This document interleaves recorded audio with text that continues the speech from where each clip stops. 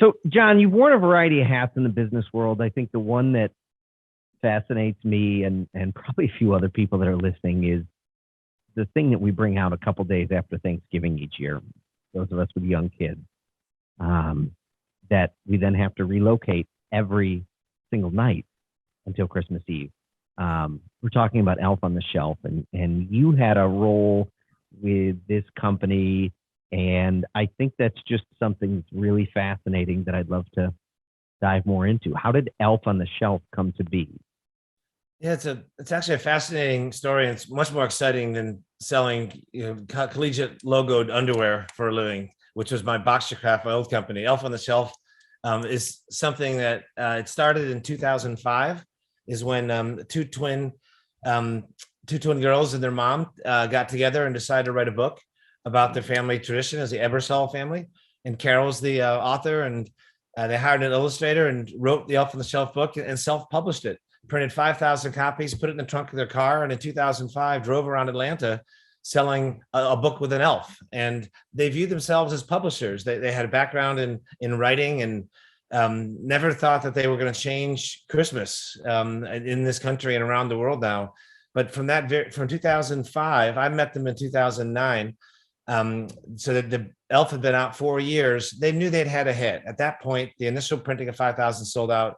And they were riding a rocket ship. You had Krista Pitts, who was an announcer on QVC, and talented and brilliant, but had never run a business. And you had Shanda and her mom. That Shanda was a school teacher, and her mom was active in the arts. And it was her first time running and building a business. And at that point, I'd been around 20 years building my own business, and had kind of seen all the stages they were about to go through. And I met them when they were finalists for the Ernst & Young Entrepreneur of the Year program. I was a judge for the program. I'd won it the prior year, and I was judging the next group coming through. And they were the group that I got to get to meet. So I was so fortunate that I met them through that competition. But it was fascinating to see a company that you knew how the movie would end. Everybody practices Christmas in this country with children between the ages of 2 and 10. We're probably going to have that elf in their living room. So I remember having lunch with Krista, one of the founders, saying, look around this room. If I said, raise your hand, how many have heard of Elf on the Shelf? How many hands would go up? And she looked around and said, oh, 5 or 6, maybe. And she's really proud of it. I go, in 5 years, do you realize every single hand in this restaurant is going to know your product, and you're going to be just an evergreen part of our Christmas? Like, you are changing on a holiday. And they knew it, but they didn't know it. I call it double think. And that's the ability to hold two contradictory ideas in your head at the same time. It was in George Orwell, 1984. He mentioned that concept. I'm like, we've got a little bit of double think going on here. We're scrappy, we're making things work. But you know what? You know that everyone in this restaurant is going to raise their hand, and you are going to be like Apple Computer, Microsoft, Netflix. You're going to be a standard word in every home that has children and practices Christmas. And so what I really helped them do was bring those two contradictory thoughts. We're a small upstart company with, oh my gosh, we are taking over the planet. We need to get ready for that. And so from then on, we had a great relationship. They were ready to scale the business. They hired a professional management team. We did a strategic exercise. We said, what business are you really in? And if you ask the Elf on the Shelf founders, what business are you really in? What would you guys say? If I said, what business is Elf in? What's their why? That's a great question. I didn't even know it started with a book. I mean, I would think it would be, I would say merchandise, because now I look and I see there's Elf on the Shelf cereal. I mean, there's all the things that we now buy that I'm assuming have to be licensed through Elf on the Shelf that are Elf on the Shelf cereal, or there's Elf on the Shelf hot chocolate, the things that we buy that are then given as maybe gifts throughout the Christmas season, because we only buy the elf once. But I mean, to me, I'd say, is it in licensing? Yep. So the revenue now comes from licensing. So it's funny you caught on to that, because originally we thought, gosh, you wrote a book, you're a bookseller. And in fact, the Elf on the Shelf is one of all time, is one of the top 10, Dr. Seuss included, is one of the top 10 business children's books, top 10 children's books ever written. So they are fabulously successful booksellers. But I'm like, you're not a bookseller. You are like Disney. This is an IP like Mickey Mouse. I'll see Mickey with the merch. I'll see a movie about Mickey, a series, stuffed animals, toothbrushes, pajamas. So they realized they were a licensing company. They're an IP company. And the book was simply one leg of They now have a Netflix deal, a 9-figure or Yep. 8-figure deal with Netflix, which is public. They're an IP And company. those shows have catchy tunes. Yeah, The Netflix exactly. shows have catchy tunes. It's fascinating to me. I came home from work one day, and probably right before Thanksgiving, and my wife said, "We've got the Elf on the Shelf, and we have a book." I said, "All right, cool." And I really didn't think anything else about that, but hearing how that idea came to fruition with that family and the hustle and the work that they put into it is fascinating, and makes that concept even more enjoyable for me, knowing the roots of where that came from. And more particularly is the perspective that I think you, Jon, were able to provide them. Because when you're a business owner, you have this idea that you created yourself, you're so emotionally invested that having that double think, I think, is really, really easy to do until you have someone who's a third party person that can come into your shoes and give you the perspective of, look, I went through this, you're going to experience this. And having the ability to take yourself out of your own circumstances probably was so helpful. Yep, it's really, and they were so receptive. A lot of people, their culture at Elf on the Shelf is DIY, do it yourself. We'll figure it out. They didn't have expensive outside consultants. They pretty much, they self-published their own book, and they figured everything out on their own. They're immensely independent, 3 strong, independent women. So it was neat to balance their own intuition and gut with a little bit of outside advice. And I would use the analogy of a buffet. I'd lay out 10 neat ideas, and I don't know which ones they were going to choose, but as long as 1 or 2 got picked up and everybody got fed, I was, as the cook, I was happy. So it was interesting to see them, evaluate what I thought would be good opportunities. I wanted to grow early on into Toys R Us and into Walmart and expand. I was a growth guy, and they were very disciplined. They're like, no, Barnes and Noble was our first account. They've been very good to us. We're going to stick with Barnes and Noble as long as we can. They didn't jump to Amazon. They didn't chase the dollars. They were really true. So they would take the outside advice I had and kind of run it through their own filters. Like, is this in our long-term brand interests? Are we comfortable as people doing this? And when they finally settled, we need a 1-sentence mission statement. What business are you in? And they realized they were in the family moments business. I go, what's a family moment? When you're lying down with your child and they open that book and we read it together, that's a family moment. And that's why we started Elf on the Shelf. And that's why we wanted to share the tradition. So the what is easy to get distracted in. You see that you're selling a book, you're selling the merch. It distracts you from the why, which is, why are people buying a book? Well, the reason you guys have the Elf every morning is you love that family moment. It's 15 minutes every moment with your family. So they realize we're in the family moment business. And once we kind of got that as our North Star, everything that didn't fit into creating family moments, we shed. They had a couple other ancillary products that had nothing to do with the Elf that were kind of languishing. And like, is this creating family moments? We had a little frog that you could plug in and it would light up, and it was really cute, but it didn't create a family moment. So that early on, getting that strategy right, it quickly helped them make their own decisions. Like, yes, John, you gave me 10 things to try, but these 5 don't create family moments and these 5 do. So early on, once you know your why in a business, the right decisions kind of become self-evident. And that's kind of what happened at Elf. So I worked myself out of a job after I was never formally there. I was more of an informal advisor, a kind of consigliere type role versus on payroll and showing up at the office every day. But at the end of a year, they kind of knew my best ideas, put the top half into practice and ignored the other half, and they've never looked back. So I think today it's about 16 million households have an Elf on the Shelf. The Facebook site's got 1.5 million likes on it. It's not going away anytime soon. So that was just a privilege to be. Same thing with Sarah Blakely at Spanx. I intersected with her within the first couple of years of her starting the business, and just got to watch that go from 10 employees to a $1 billion company, and just for the sidelines, it's fun to participate. So. Can you tell us a little bit about the evolution of that type of business? On Spanx in particular, or just the type of business that she's in, which is I call it women's fashion, shapewear. Yeah, I think either whichever one you think would be best for our listeners who are thinking about starting up a business or operating their own business. Yeah, and Sarah is a unicorn in more ways than one. It is really hard to start a business in your apartment with no board, no investors, and no partners. And then when you sell it to Blackstone for over $1 billion, retaining, and this is all public information, retaining 100% of the stock when she sold it, no long-term bank debt, still no big heavy-weighted board of directors full of industry leaders and names we'd all recognize, no partner, and no investors. So it's Sarah's story from apartment to the full evolution to exiting to Blackstone. I don't know if I'll ever see that again. But it was so fun seeing her be true to the principles. If you spoke to Sarah in 2000 when she launched Spanx to 22 years later when she sold it, you'd hear the same messages throughout. She really did stick to her philosophies and why Spanx grew. She got a couple things that are really important, and she got them really right. There's 10 things you can try to get right. She knew the 2 or 3 levers in her business that really mattered. And she honed in on those, never let go, and hasn't wavered. And if you had to say why Spanx succeeded, or what is it about Spanx, because they have competition, what if you had to kind of guess from the outside? I'm almost more curious. What do you think Spanx? What was Spanx' secret sauce? Why did it get to $1 billion and a lot of people didn't?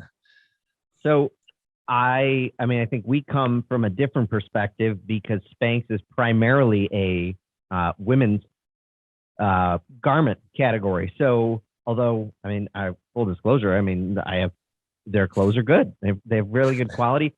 But I think it's almost, I think, like you said, with Elf on the Shelf and it being in the family moments, it's not necessarily about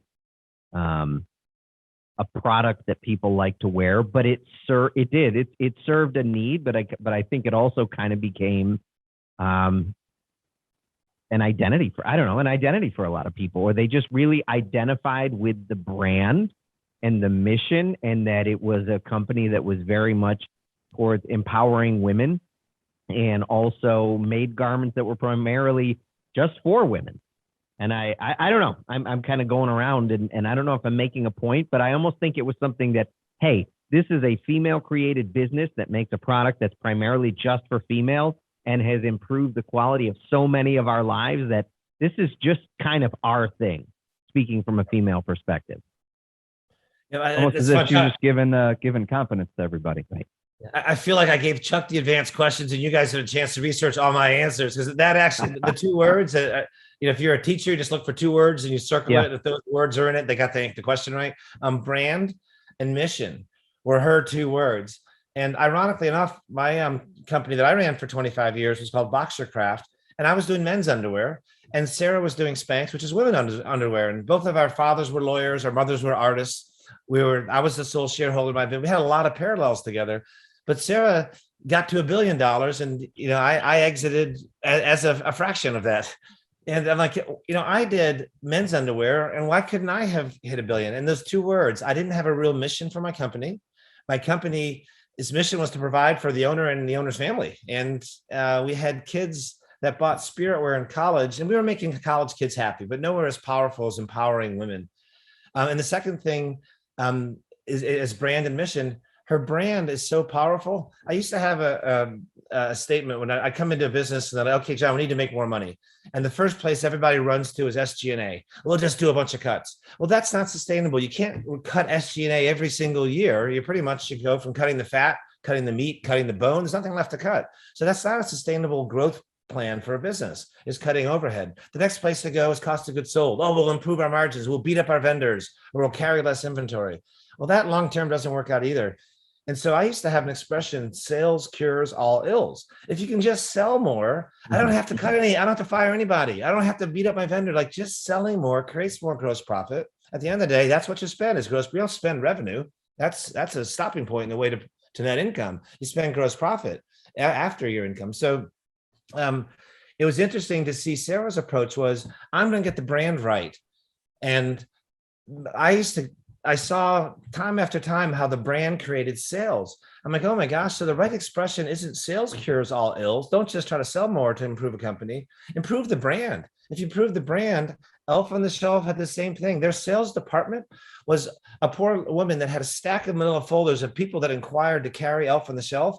And they would go through them and pick the ones they wanted to sell. That was their sales department. They never proactively opened an account. They basically accepted people. And so that was the strength of the brand of Elf on the Shelf drove the sales. So if you get the brand right, like Sarah Blakely did, what did she do to build a brand? She built her own personal brand. It's Spanx by Sarah Blakely. Assets by Sarah Blakely is the target brand. Sarah Blakely's name is all over that company. And she's a wonderful external spokesman, like Richard Branson might be for Virgin, or even Trump with the Trump properties. There's something about having a celebrity founder that can work for the benefit of your company and help your brand. And the second thing she got right with brand was having celebrities wear it for free, and not just getting on Oprah, but there's a wall of fame in the Spanx offices, which are beautiful in Buckhead in Atlanta. It's a 40-foot high wall, and it has pictures, 3 by 4 foot pictures of all the A+ list, not A list, A+ list celebrities wearing Spanx for free. And then mentioning Spanx. It's on Saturday Night Live. So her brand was so strong. Her sales department was almost the same thing. You didn't have to do anything, because so the lesson I took away from the Sarah and the Elf on the Shelf is, when you get your brand right, pay attention to the company mission, pay attention to how you treat your employees and your vendors, and just be a nice company. Then that'll create the sales. And then Jon Carroll doesn't have to come in and find 5 points in gross margin and scrape up 5 more points in SG&A. That's not a fun project. So something that I'm curious about, and then we'll talk about your business in a minute, but this is more interesting. Is that, we've talked about 2 businesses that are female run, right? Elf on the Shelf is 2 sisters and their mom, Sarah Blakely and Spanx. You've worked with a lot of other businesses. You run your own business, and you do a lot of consulting. I'm curious, are there differences that you have seen with female-run businesses versus businesses that are run by males? I have, and this is so out of favor. I'm looking at myself in the Zoom call, hearing myself talk about, oh, great, here's another old boomer, how things used to be, and better in the old days. And I'm a male, fall into every category. Not to give qualified advice, but the qualified advice, in my personal experience, I can't speak for 150 million and put them in 150 million. But you worked with some very successful people and witnessed their success. The 2 important things, and I've seen this elsewhere, my peers would agree, the 2 attributes of a male CEO that aren't as evident in a female CEO, or vice versa. A women's CEO, in general, in my experience, they're more open to listening to advice. And it's your old joke of a man and the woman are driving the car, and he'll never ask for directions. Men are terrible asking for help. Women are much less threatened by outside advice. They don't take it personally. As I mentioned with Shanda and Krista at Elf on the Shelf, they ignored half my comments and adopted the ones they wanted to work. So their feelings weren't hurt. My feelings weren't hurt. And at the end of the day, the best outcomes generally resulted. And also in terms of ego, women CEOs don't have to be smarter or dumber than me. They truly are more collaborative with a lower ego. So they'll have a management team that will do more brainstorming, more ideas. It's not a command and control model to where a male CEO has to be right and wants to do it his way. And so as a consultant, I'm in the business of having my ideas be fairly considered. I tend to get more done with women CEOs just because they're collaborative with low ego. But that is a gross oversimplification. I'm sure there's some high ego women out there and some collaborative men. I just haven't met any of these collaborative men yet. So, barring you guys. Yeah, well, you don't know us that well yet. But they're good points, and it's like you've observed some people that have been very successful. So I was curious in your experience. But let's go to your own story, Jon. We talked about Sarah Blakely founding Spanx out of her own apartment. You founded your first company in a dorm room at the University of Virginia. Go Hoos. And yeah, absolutely. Wahoo wah. The very first boxer we made said wahoo wah down the fly of the boxer. So it was okay. In my office. I wish I could show it. Garment company. Yep, and men's underwear, which is not something that any father or mother are proud of. At the family reunion, their son is selling college logo men's underwear. But no, I started the business out of necessity, not unlike a lot of other people. In my sophomore year in college, my dad had given me $5,000 when I graduated high school. I worked for him all summer. That was my pay. It was supposed to last me through college. And in 1984, when I graduated high school, $5,000 would get you pretty far. I was supposed to last 4 years. Well, I ran out halfway through my second year, called my dad for a reload, and there was no reload. I'm 5th out of 6 kids. Apparently, everybody else got the same money I did, and he wasn't changing the rules for Jon Carroll. So I ran out of money. I'm a terrible employee, self-admitted. I just didn't work that well. Don't take directions, don't follow through. So I realized that boxer shorts were a fad in the mid 80s. It was shocking that a woman would wear a man's boxer short as outerwear around the dorm room. But that trend hit nationally in the mid 80s. And coincidentally, I had a fraternity brother whose dad did private label boxer shorts for Brooks Brothers, a leading men's fashion company. So I had a fraternity brother that was sending these beautiful white cotton Brooks Brothers boxers, and they were thick and you couldn't see through them. And the Fruit of the Looms that the women wore, you could see through. And if you had, panties that were a darker color, you could see through the boxer shorts. Women didn't like it. And so I came out with a thicker quality Brooks Brother quality boxer with a college logo on it. And people went bananas. And it was very, 10 entrepreneurs the same year I started, all were selling boxers in their respective colleges. There's one in Florida, one in California, one in New Jersey, one in Indianapolis. And all these guys independently were selling to the local colleges, and buying Fruit of the Loom boxers, but I still had the best boxer short. And so I ran the business for 2 years and grossed about $300,000 selling underwear to college bookstores, not just at UVA, but around Virginia and then up in New York where I was from. And then what do you think happened? When all the college kids wear something, the prep schools and the boarding schools catch on right away. And then after the boarding schools catch on, it goes down to the public schools. And after the public schools catch on, then it goes down to middle schools. So there's kind of a foreseeable fashion trend slowly unwinding. And I wasn't that smart, but I could see the trend. Like, you know what? The prep school kids copy the fashionable college kids. So I did a mailer to high schools, and suddenly I had a mailer with a 6% response rate. And anyone that has done mailing hopes for 0.5%. Wow. If 1 out of 200 people respond, you pay for the other 199. I had a 6 out of 100 response rate. We made $100,000 in a semester by being the first people in the country to mail a catalog into boarding schools and prep schools with, just like your college does. You have University of Alabama. Well, now we can get your boarding school on your boxer. And it was cool. So I became a high school spirit wear company. Once I had a beachhead with boxer shorts, now they wanted t-shirts. They wanted a duffel bag for the cheerleading squad. So I became a high school spirit wear company, not just a boxer short company. So that's how it got started. But I never intended to be running a men's underwear company for 25 years. I worked at McKinsey & Company right after college as a management consultant to go on to law school. Like my grandfather, my father, and 3 of my siblings, I was accepted to Cornell, had a room assigned. And the people I hired to run the business while I was at McKinsey quit and then started a competing business, selling to my customers, using my vendors. Not a good day. So I deferred law school for a year, got my own business back on its feet again, and realized I was going to be a better small businessman than I ever would be a lawyer. Never went back to law school. Parents are still not too happy about it. Maybe if they paid, I would have gone, but I didn't feel like going $200,000 in debt when I had an up and going business that was paying more than most lawyers were earning anyway when they got out of law school. So it was an easy decision to defer law school, give the business a shot. And from that point on, I never looked back. I realized I was not a lawyer. I would have been a mediocre lawyer at best. It's high attention to detail, and it's a lot about conflict. There's a win and a lose in law. Business is partnerships with your employees, with your vendors, with your customers. It's about 1 + 1 = 3 all day long. I didn't like hearing my family argue at the dinner table all night, and nobody would win. It's a right and a wrong. And I was like, can't we all find a middle ground and hold hands and be friends? And, I realized that I just belonged in a collaborative business world, not in a win-lose legal world. And so no regrets. And businesses hire lawyers. Lawyers don't create revenue. There's somebody else hiring that lawyer. When you're in a professional services firm, you're living off of the fruits of other businesses' labor. So whether you're a banker or a lawyer. So I realized, gosh, business people who my dad used to sue. Now I'm one of them, and I'm the one hiring the lawyers. So there's no shame in being a business person. And once you get to the other side and realize, like, you're creating jobs, creating revenue, and taking up podcasts.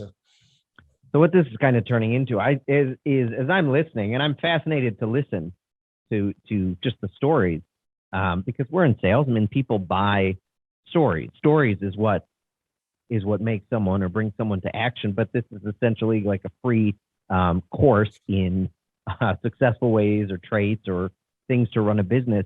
You just mentioned a phrase that I literally came across it yesterday, which is 1 + 1 = 3.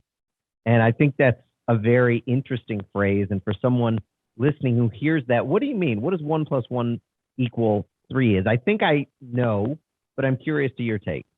Yeah, for me, it's actively seeking the common ground. Like if it's a Venn diagram, you have the two little overlap, little overlap in the middle.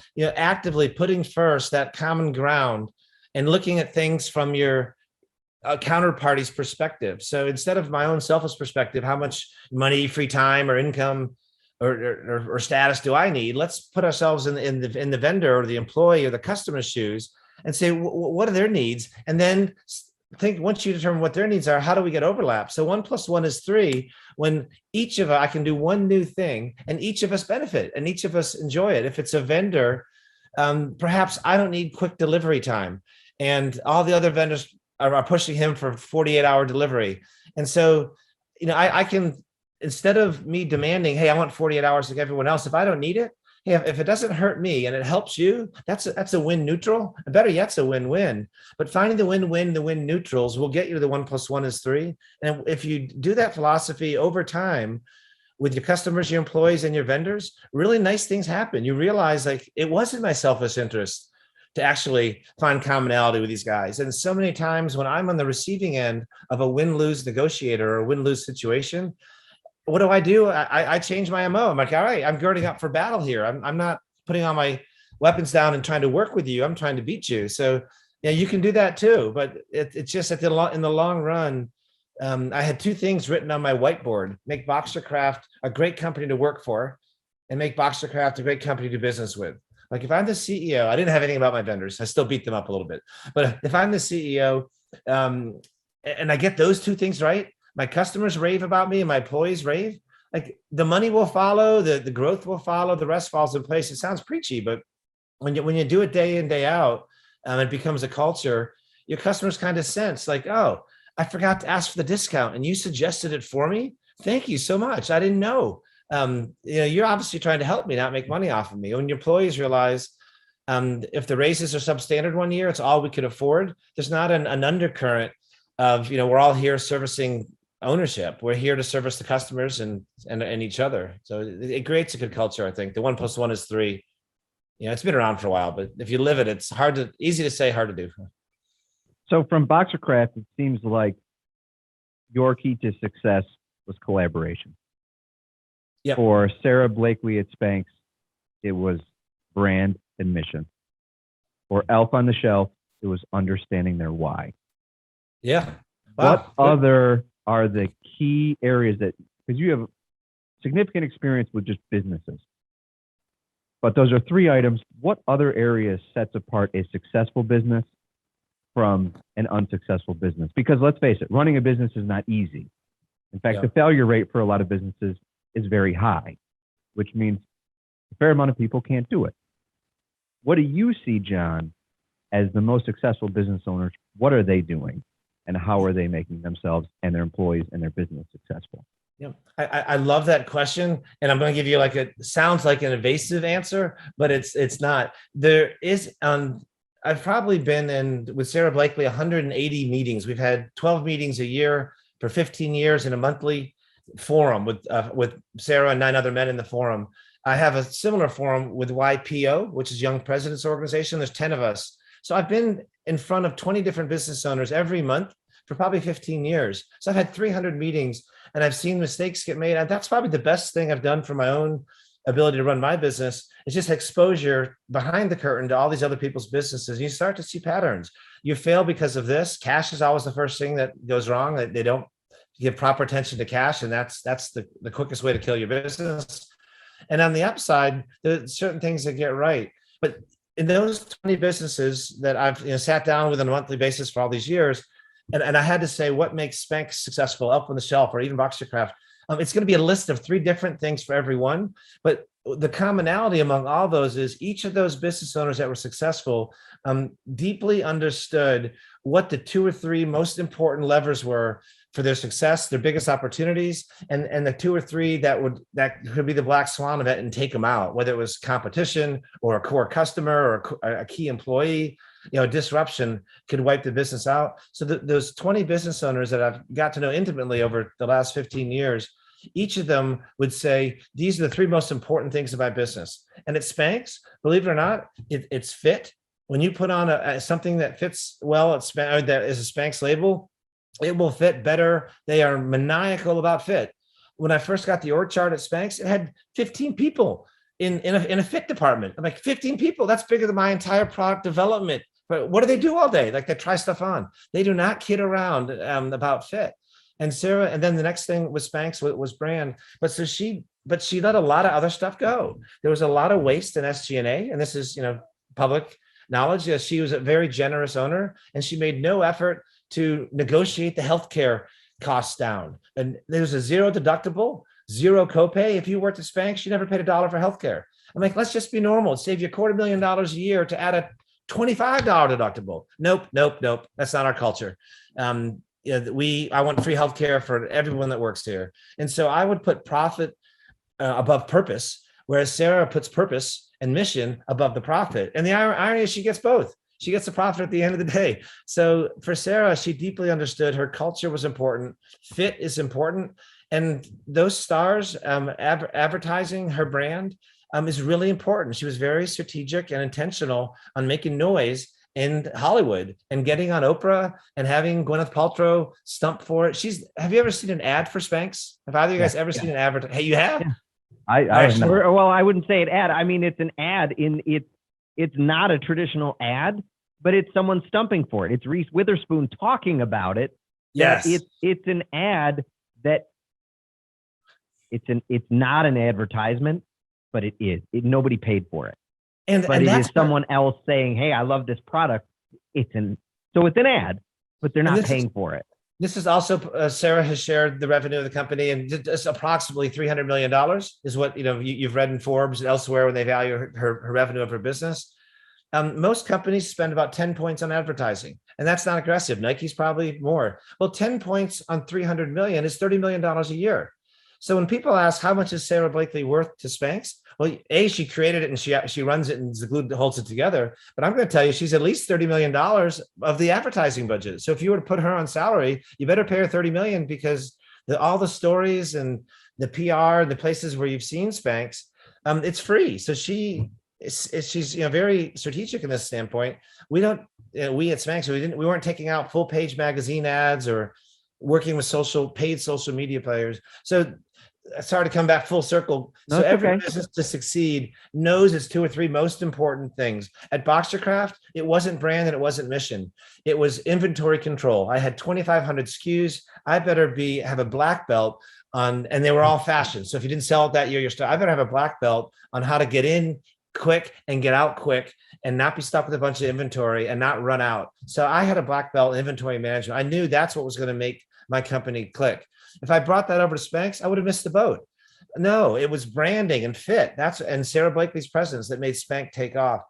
And so at Elf on the Shelf, for their biggest threat was a branded elf coming after them. If I'm Disney and I'm just watching Elf on the Shelf come out of nowhere, and my kids all have an elf and not a Mickey Mouse on their bed, and they don't care where Mickey is, it's a threat. So I was terrified that Disney or Hasbro or Barbie, who does Hasbro, we're going to come in and do a branded Elf on the Shelf, or a generic elf will just sell for $4.99 at the checkout line at Kroger. You pick up your elf. Does it have to be their elf? It's you can't tell the difference among most of these, and it's not trademarked. So their secret sauce was, oh my gosh, you better be the only legitimate elf for a long time until you got 16 million households. Now the ship has sailed. Disney would be foolish to try their own elf. Or if you put an elf at the end of the checkout counter at Publix, you're not going to sell that many of them. Everyone's got the elf, and they want the book. So I thought their secret sauce was putting a moat around the owning. We call it the Elf Wars. Winning the Elf Wars. But the Elf Wars never materialized. Thank heavens, no branded elf and no material elf ever showed up. So their success blows my mind. Yeah, that does, because you don't think about it how Disney never did one and none of these other ones, and it seems like I think back to this December, and it was the morning, the moments in the morning and those family memories. I mean, and did you name your elf? Like your elf has a name? Willa. All right. So if the house, knock on wood, if the house is burning and your kids run back in to grab one thing, they're probably going to grab Willa before Mickey or Thomas the Train. Sure. which sold for $600 million. Thomas the Train. I never had one of those, and they're worth 600 million. We have there's a photo on my phone. It's from Christmas Eve in 2020. And like you said, I just remember that moment of us. It was Christmas Eve. So you get to touch the elf and it's just a selfie. We're all in pajamas. Everyone's hair is a mess in bed saying goodbye to the elf for the year. And I love that photo. And that's it. I mean, that's the moment that I think, oh, even me, the Grinch, who is just annoyed that I have to like find somewhere else to put the thing. I love that memory, and that's what it is. And it's funny. So now you've realized, and that's what makes Shanda, their mother, and Krista tick, is that when they hear you talk like that, they love. And Sarah Blakely loves hearing, "I feel wonderful when I wear your Spanx." And I used to, when I go to the airport, I'd see someone wearing a Boxercraft plaid flannel pant in navy and orange, which are only 3 schools in the country that are navy and orange. Just Syracuse, UVA, Virginia. You know what? And George, what's the third? Illinois. Illinois. Yeah, you're right. Good, you guys. You know your football or your some sport, but so I did an orange. So I would see the orange and navy plaid. I'm like, Claudia, my wife. That's it. You know, I designed that plaid. It's in my. That was my kind of family moment. But I used to kid the Ebersols with Elf on the Shelf. Like, what business are you really in? Did you guys ever see that movie Monsters Inc? Yes. And yes.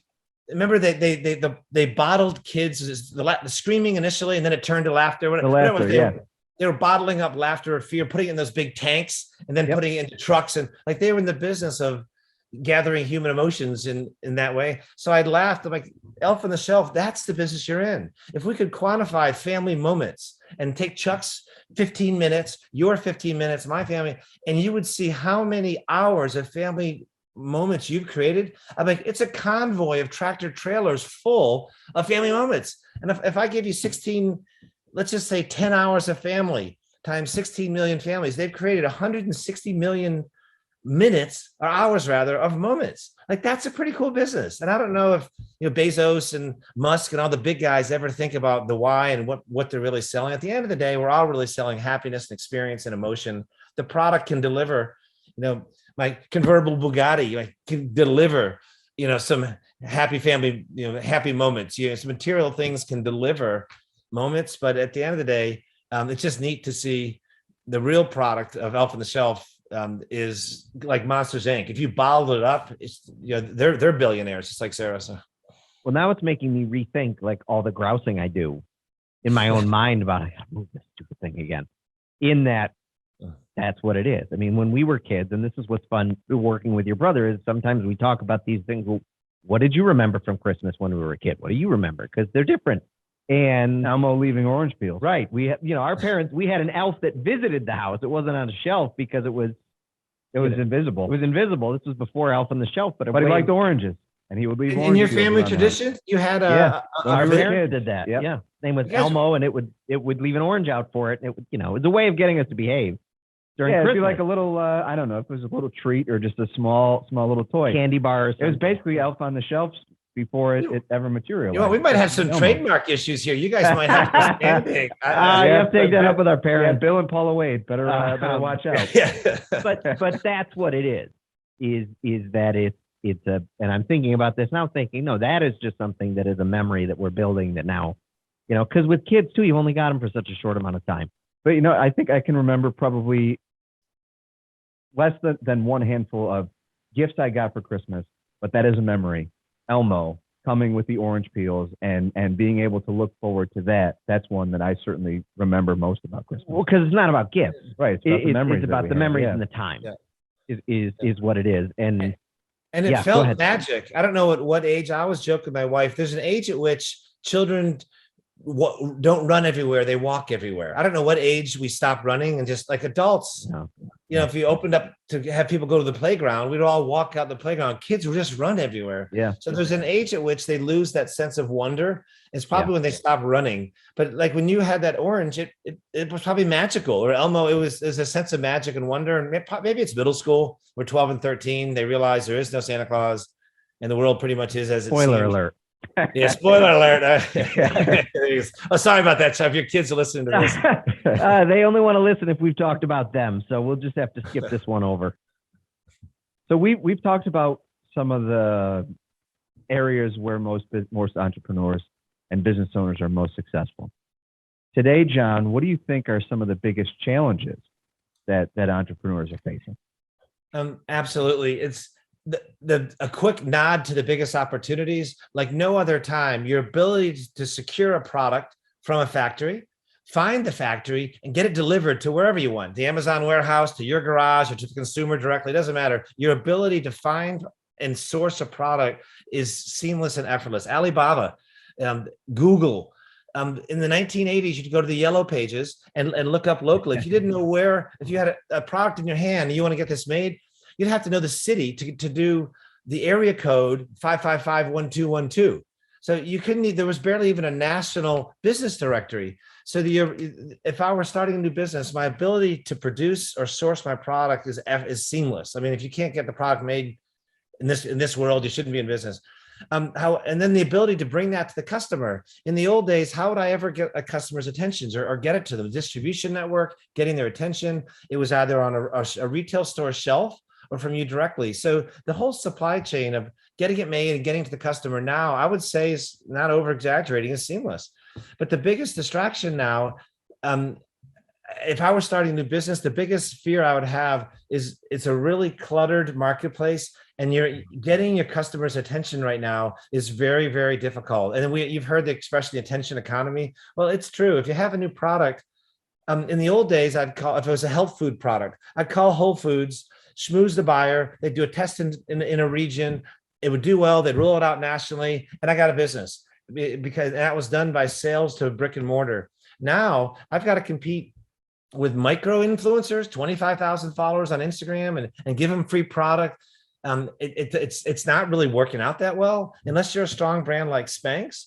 It's really hard to build a corporate website and get people to show up. Ask people what their acquisition cost per customer is. It's for most B2C businesses, it's like 30 points out of their margin. So you think you start out with 70, well, just getting the customer into your store costs you 30. Now you're at 40. Retail stores work at 55. Target works 55-point margins. Walmart might be 40, but you suddenly find your margins. You think you're selling direct to the consumer. So finding a customer, getting their attention, getting them to order, and getting them to come back is really, really hard. And it's daunting. I don't care how great the product is, unless you're on Shark Tank and you've got some free PR, or you've got some influencer that, just like what Oprah did with Sarah Blakely, just took an interest in you and put you on their show. It's really hard to stand out. It's not just go call Whole Foods and get in a big brick and mortar account and then you're done. I've got a lot of friends starting niche food companies and beverage companies, and they all have the same problem. It's an amazing product. They've got the sourcing down. It's all sitting in the warehouse ready to drop ship to the consumer or drop ship to a brick and mortar. But it's so spread out now. I don't know how people are making money losing 30 points to get a customer to try you for the first time. That's really hard. So you got to stand out. And you have to have a good product, though, because like Spanx, they have a really good product. I've worn their boxer shorts. Yeah. The quality is really, really good. And you can get, there's stuff I've ordered because I've seen it on Instagram and this is crap. All right. You know what? I spent $19 on it. It's junk. I'll never go back to it. People will figure that out. You can make around the sales, but you do still have to have something of quality. Otherwise you could sell it a bunch of times once and then people aren't going to come back to it.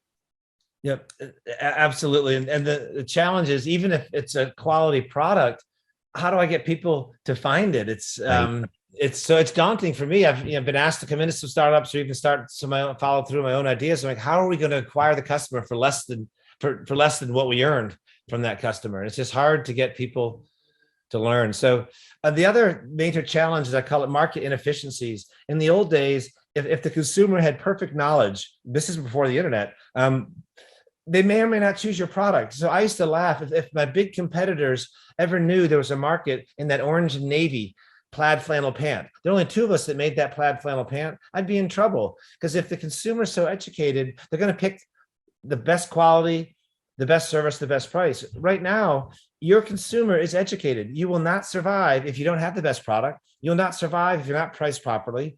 You won't survive because the consumer, there's no market inefficiencies left over. The consumer knows all the vendors, when you go into Amazon, there they are on one page. They're going to compare. So it's tremendous pressure when you start your business. If you don't have an existential reason to take that customer's dollar, you're the best.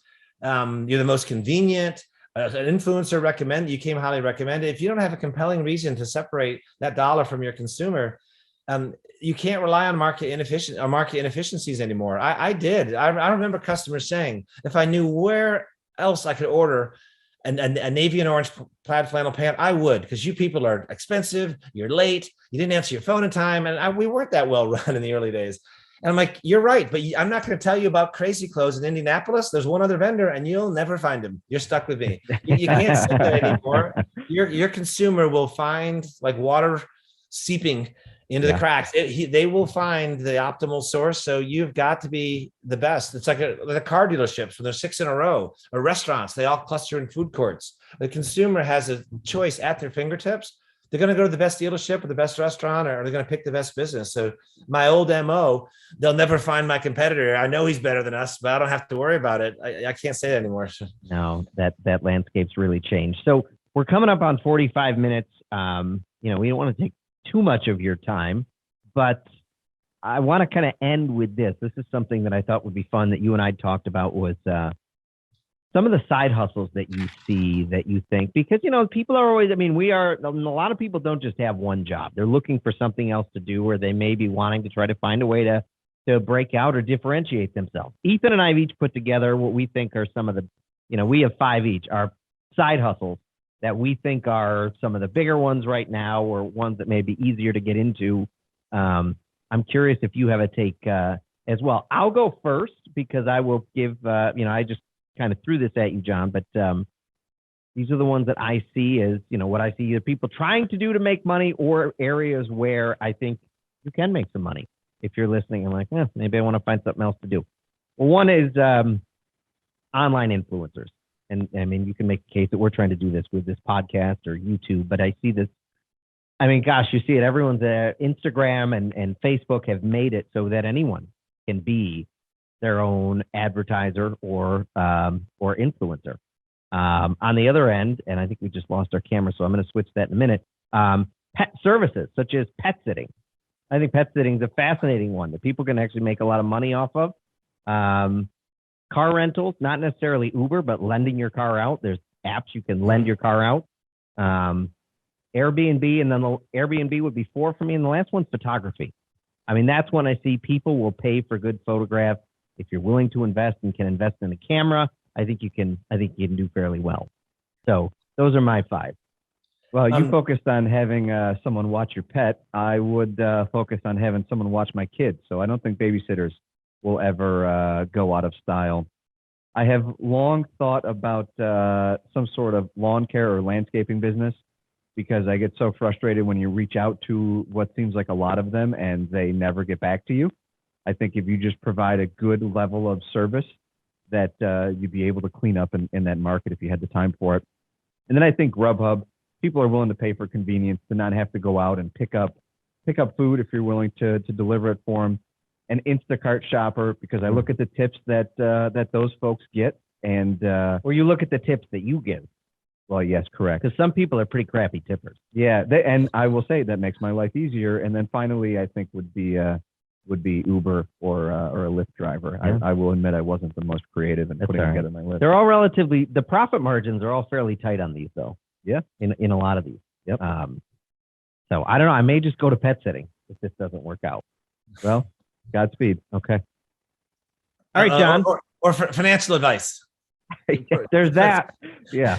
There's that. You know what? We're very much in demand right now at the moment. Yeah. It's funny. You've hit on all of them. I can't help myself. Maybe McKinsey beat it into me on, they use the term MISI, which is mutually exclusive, collectively exhaustive. And that was a religion. MISI was like the 10 Commandments. Whenever you do an analysis, all the things you come up with, it needs to be mutually exclusive. Bucket A shouldn't overlap with bucket B. And among all the buckets, they should be collectively exhaustive. when you have all your categorizations done, it should cover everything. So you've got a MECE analysis when you've covered everything. It's collectively exhaustive, and your buckets are mutually exclusive. So sorry to get you boring, but so when you asked me this question, I immediately went to MECE. I'm like, all right, what? And I thought about it. When you're going to do your side hustle, you're basically, the first bucket is I can use my assets to make some money. I own a car. I own a house. I've got something that I got an asset that's sitting around and it's underutilized. And I have some capacity in my apartment above my garage, my car on the weekend, what your lawnmower that somebody wants to borrow. You've got capital assets that you could make better use of your assets. And that's different for every person here. My experience has been Airbnb has been a life changer for so many entrepreneurial, hardworking people that just want to make a couple extra grand a year. It's get rich slow, but you will get rich over time, properly managing an Airbnb portfolio, and it will grow. I've seen that's probably my lead use. And the Uber, I'm not clear on how that really is making money net of it costs 50 cents a mile to drive a car and Uber pays you 50 cents. You feel like you get money at the end of the day until you go to the mechanic or change your tires. So I'm not a fan of Uber. But using your assets is the first one. The next thing is giving your time directly. And that's what you guys have said. Walk the dogs, do something with your time and your body directly. I'm not a fan of that because passive income is what everybody's preaching these days. And that's not passive. You got to go out and mow the yard and walk the dog. And it's not scalable, but it's easy to do. If you don't have any assets, you got lots of time. So number two, the second bucket is you don't have any assets to use. Give your time. The third one is sell something. And this is old school me. I'm like, oh, your side hustle, well, sell something. I told you earlier, it's easy to get from the factory. That's a myth that you can't get anything made in this country, custom or off the shelf.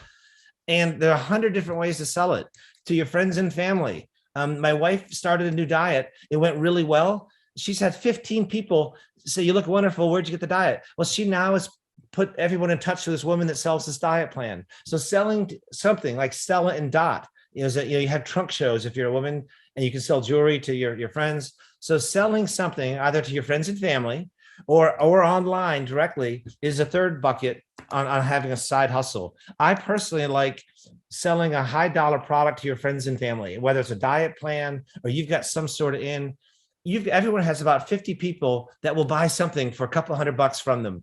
And if it's just a side hustle, I think selling something is a third one. The fourth thing you can do, as Chuck already mentioned, is you can sell attention, become a micro influencer. So you're not selling a product. You're not selling your time. You're selling social media followers is what you're trying to get. So you can be a micro influencer if you've got a unique story or you have an incredible life. You're married to somebody famous. If there's some reason you can earn attention from the busy, static marketplace, that's the fourth way. The last way is my favorite one is I don't like selling a product.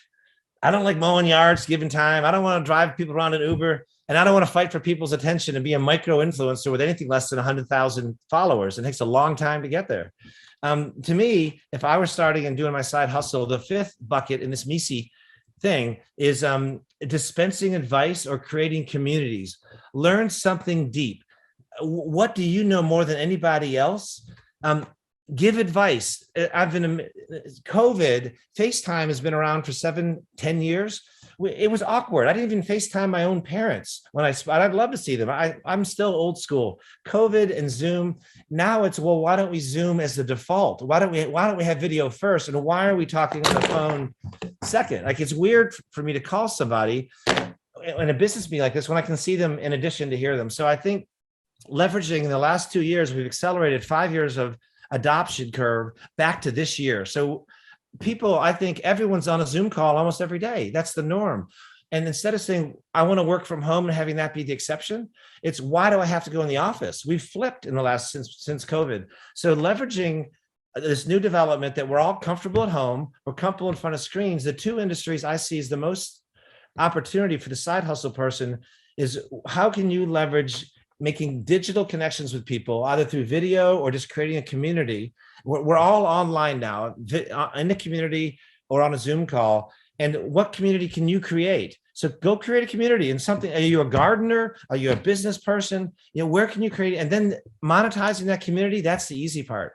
So creating communities in specialized interests is, I think, a great I've just seen so much success. And the next thing is give some advice. Being an online coach, you can do one-to-many. Each person will pay $100 to listen to you for an hour in a group setting. Put 10 people in a room. You've got $1,000 for 1 hour of work, or do one-on-one coaching at $250 an hour. There's a line of people seeking advice. There's a line of people that want to participate in a monthly Zoom call. So if I were starting, I would get really good at something I could give advice on, a little niche, and then somehow monetize that through one-on-one coaching, one-on-one group calls, or creating communities. That's like my advice on side hustles. What do you love and learn about, and why will people take advice from you? And if you're a 45-year-old mother from Poughkeepsie, with part Cherokee Indian that's traveled to Europe, there's 10 people just like you, and that all want to talk to you. So the internet is a great gatherer of unique people that have something special to share, and they're just like you. So I think everyone has a little bit of advice to give. So for a side hustle, I've been amazed how much people can charge without the proper, PhDs and self-published books. So give advice, get money. Awesome. Well, Ethan had to hop off. I think he had a 2:00 he had to go out and grab. So, yeah, no, this was great. I think it was perfect. Yeah, Chuck, and congrats on the podcast. You are this isn't a side hustle for you. You're doing this more just to educate, but you're bringing communities together, and you've adapted to the new digital reality we live in. And yeah. The difference is we don't need this to be anything more than it is. For us, we're not really interested in trying to monetize it or anything, but it's a great supplement to the business. And it's super helpful from the perspective of just sending something out, trying to meet our clients where they are too.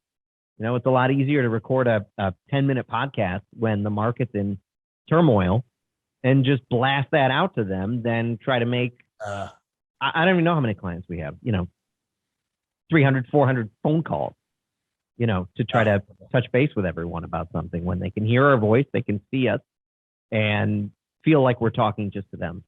So, and we're used to, and where do you think podcasts are? The very first podcast, maybe Joe Rogan was literally generation one, Howard Stern, maybe I can't know who the early pod, but I don't feel like it's much longer than 10 years ago, or when? No. What are we? No. They really, I'd say last, I don't know, 6 to 8 years. So I don't think we're in the 8th inning on podcast. I think the podcast is going to be around, and I think we're in the 4th or 5th inning. I think there's a lot of growth and adoption. All my children listen to podcasts, so it's made it down to the high school level. So it's easy to get it. It's a very easy. And I forget what the statistic was. Maybe it's like half or more than half of podcasts don't get past one episode. It's easy to start, but and we're lucky enough that like we do this as an add-on to our business. Yeah. So we can keep doing it. If it doesn't work, we will always have clients that we can send this out to, that will find value in it. But for a lot of other people, it is a lot of work on a weekly basis to put content out. Well, what are we going to talk about, and how do we make it interesting? Yeah, So, but that is the world we live in, and I think attention is the product. But you have to provide some value to the listener, because they do have choices. You got crime junkies and Joe Rogan, and Well, and for us too, this is, our thought is, well, how do we reach the next generation? Our biggest issue is a lot of our clients skew older, right? They're all going to die. Yeah. What happens to that's our biggest area of loss, is client dies. So their kids inherit their money and the kids take it somewhere else. So how do we get a relationship with their kids so that, someone who's got a couple $1 million doesn't leave if something happens to them? Yep. So that's, we've tried, we have whenever someone becomes a client, we give them they get a binder, got our name on it, and it's got like 15 tabs for, this is the if you die binder. You need to put your investment statements in there. Your will should be in this. The liens for your cars, your mortgage documents, your deed. This should all be in this. And put our business card right here so that if something happens, we can help you. But you also tell your kids like, hey, if something happens to me, everything you need is in this binder. Call them. They'll help you work through it. Yep. Yeah, it's great. And it's oddly enough, a podcast might be the way to get that message across. Right. Who would have thought 10 years ago you record something on video and then, upload it to YouTube or make it available as a podcast. So that's how that next generation might need to be spoken to. You can't that's my thought. Yeah. That's how that next generation is consuming media. Yep. And so if we can put something out, and half of it is, it's all right. I mean, we probably skew a lot talking about cryptocurrency and that, but that's a buzzword that whenever we do something about Bitcoin, more listeners. Because you can put that in the notes. You got a hashtag with Bitcoin or crypto and that, or when the shit's kind of hitting the fan like it is right now. People definitely could put something out. Hey, the market's down. What should you do? Yep. So, looks like you said in Connecticut, you wait it out. You're not going to time it. That's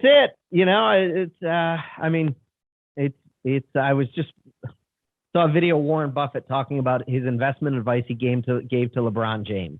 Right. And it's like Jesse was saying when we were in that breakout session, he's like, just keep it simple. And what did Warren Buffett tell LeBron James? Put it into an index fund, invest consistently over time. Yeah, done. It's not rocket. It's not rocket science. And that's first athlete to be worth $1 billion. He's given that advice to. So it's not, it's not rocket science. But if it were easy, then I wouldn't have a job. So good point. It's all good. Yeah. Well, it was great catching up with you again. I'm glad you invited. That was fun talking. Telling I love the Elf on the Shelf and Spanx and they're fun companies and. That was awesome. No, it was it was a hard. I got to take a picture of this to send out to our group so I can look at that. It was a hard. It was hard to come back from that weekend with how much fun that was.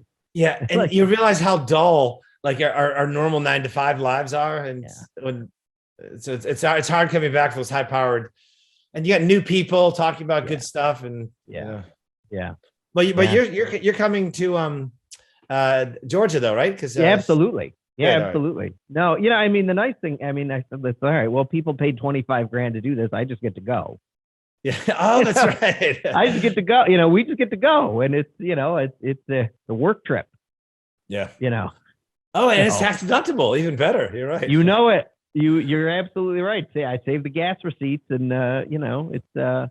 Except if your brother wants to take an equal boondoggle as well, Yeah. No, it's all good. And, I've talked to, I don't know, 4 or 5 people even since then had booked time. So nice. It's a neat group. Well. Jesse and Sarah, that's one of their superpowers is, Jesse's got this really interesting group of, rappers, celebs, through Marquis Jet and his music business. They just have really neat people around them all the time. So, I love just hanging out with Jesse. I get looks at things I never would have seen. And he was buying the Hawks in 2016 when we were working together.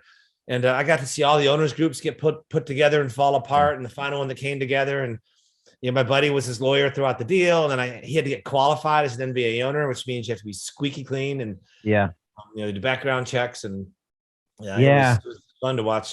Hang around those guys long enough, you see neat stuff. He's a great connector.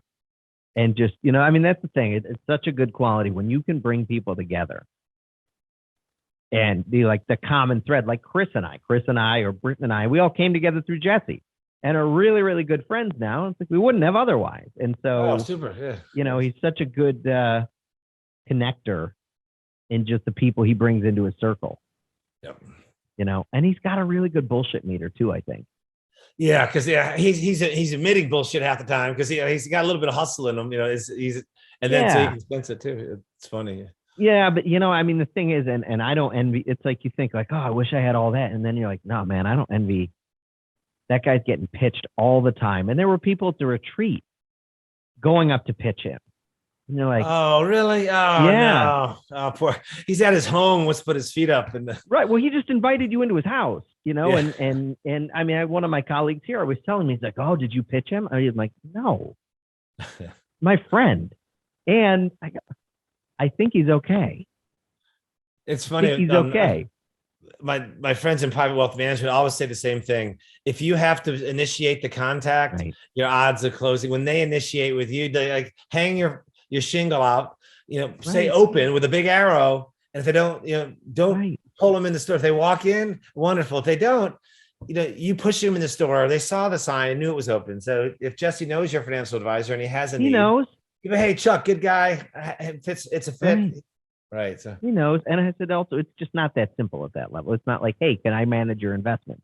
Like it's not a that life, simple. You're right. Absolutely. They need a family office, and I can't do that Yep. Exactly. right now. It's not our business, you know. But and we don't I do like having a multipolar, like having maybe he takes a corner, a little piece of something, and he wants to do stock picking with $1 million. So like, or give you a piece that's just Yeah, something fine. to chew on versus having everything with one advisor, because you Yeah. get different inputs and so. Yeah.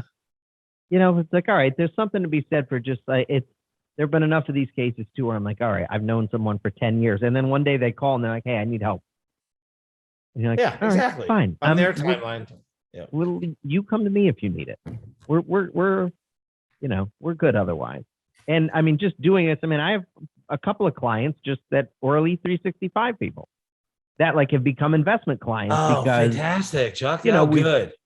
okay, so it's like, yeah, I'm not going to pitch this guy because now I see the growth next year that they're going to bring in, 60 new people. And all right, well, there's a whole nother client pool that just opened up. Yeah, exactly. So let's that's not exciting. bite Yeah. the hand that feeds in this Yeah. regard because he's bringing prospects that are a lot more qualified and you're presented as an expert Yeah. right Yeah. up without someone knowing you, like they think highly of you. What's neat though is your message isn't just for 9-figure people. Like you really, if you've got $500,000, you can put it in something. Yeah. So a lot of these guys are startups with side hustles in E365. Yeah. You got a couple big, There's a bigger couple big guys in fish. there. Yeah, But there's also a lot, I mean, and I don't know if you were there at the afterwards when we were talking, there's a couple people that should not be in this course financially because they're like over their head in debt and not like good debt, Yeah, and exactly. there's just some people that are like, they're doing fine, but don't have anybody they talk to or like don't know how to get into it, or where to start or whatever. So all good. Yep, it all works out. It said at $80,000 a year, your basic necessities are taken care of, and happiness is no longer correlated with income after a certain amount. Once you got a car, a house, somewhere to go during the day. So anybody that's not heavy underwater under debt and just struggling, making 120, 150, but living within their means, like, hey, don't try to be a billionaire. It's right. As long as you have that elf on the shelf, you're in good exactly. shape. Good. Add that to the list. I'll let you get back to work and let me know All right, anything I my can man. do with follow. It sounds like my work is done and you get to edit No, it and upload it. But